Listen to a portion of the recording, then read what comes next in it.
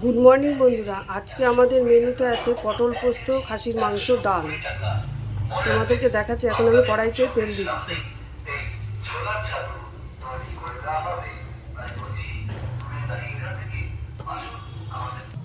পটলগুলোকে গোটা গোটা রাখা হয়েছে, মাঝখান থেকে একটু করে চিড়ে দেওয়া আছে যাতে নুনটা ঢোকে, নুন হলুদ ঢোকে। এবার আমি কড়াইতে মধ্যে দিয়ে দিচ্ছি।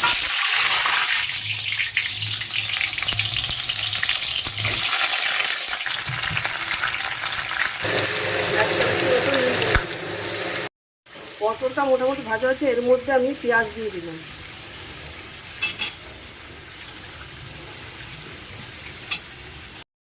বাটির মধ্যে আমি পোস্ত নিয়েছি সাদা তেল দিয়ে।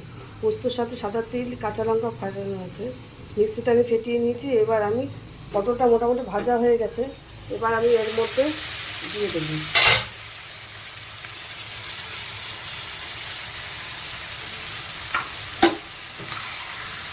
ভালোভাবে আমি এর সাথে কষিয়ে নেব।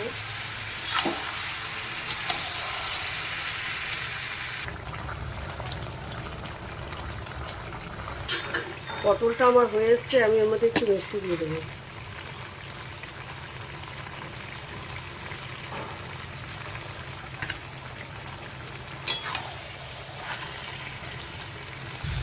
পটল পোস্তটা আমার হয়ে গেছে, এবার আমি নামিয়ে দেবো।